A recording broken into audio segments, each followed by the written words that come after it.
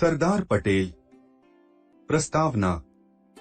सरदार पटेल भारत माता के उन वीर सपूतों में से एक थे जिनमें देश सेवा, समाज सेवा की भावना कूट-कूट कर भरी हुई थी। अपनी दृढ़ता, आत्मबल, संकल्प शक्ति, निष्ठा, अटल निर्णय शक्ति, दृढ़ विश्वास, साहस, पौरुष एवं कार्य के प्रति लगन के कारण ही वे लौह पुरुष के नाम से जाने जाते थे। वे कम बोलते थे, काम अधिक करते थे। सरदार पटेल एक सच्चे राष्ट्रभक्त थे।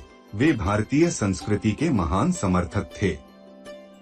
सादा जीवन, उच्च विचार, स्वाभिमान, देश के प्रति अनुराग, यही उनके आदर्श थे।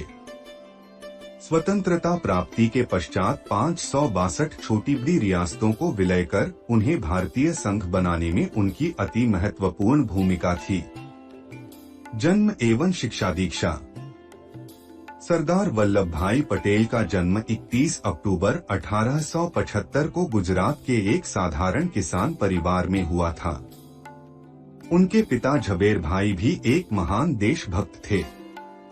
देशभक्ति का पाठ भी उन्होंने इन्हीं से पढ़ा था। वल्लभ भाई बचपन से ही काफी निडर थे। कहा जाता है कि बचपन में उन्हें एक बड़ा सा फोड़ा हो गया था। उन्होंने उस फोड़े को अपने ही हाथों लोहे की सलाख गर्म कर फोड़ डाला था। उनके स्कूली जीवन में भी यही निडरता देखने को मिलती है। जहां वे पढ़ते थे, वहां के एक टीचर बच्चों को अपनी ही दुकान से किताबें खरीदने के लिए विवश करते थे। उनकी धमकी से डरकर कोई उनका विरोध नहीं कर पाता था, किंतु सरदार पटेल ने बच्चों की हड़ताल कराकर टीचर को ऐसा करने से रोक दिया।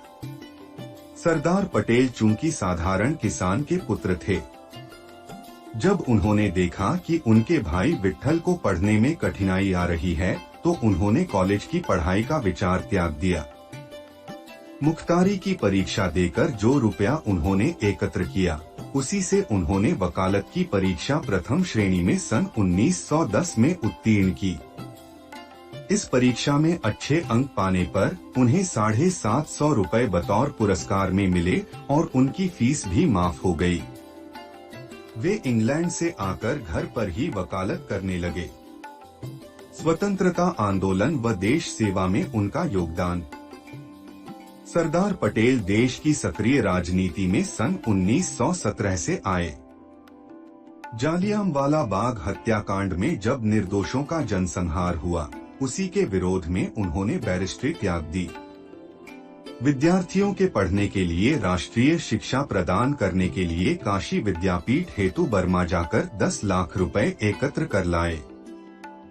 जब नागपुर में सिविल लाइंस में राष्ट्रीय झंडे के साथ जुलूस निकालने पर प्रतिबंध था, तब सरदार पटेल ने स्वयं जाकर झंडा सत्याग्रह का संचालन किया। इसी दौरान उन्होंने बोरसद के एक खौफनाक डाकू के आतंक से वहां के निवासियों को मुक्ति दिलाई।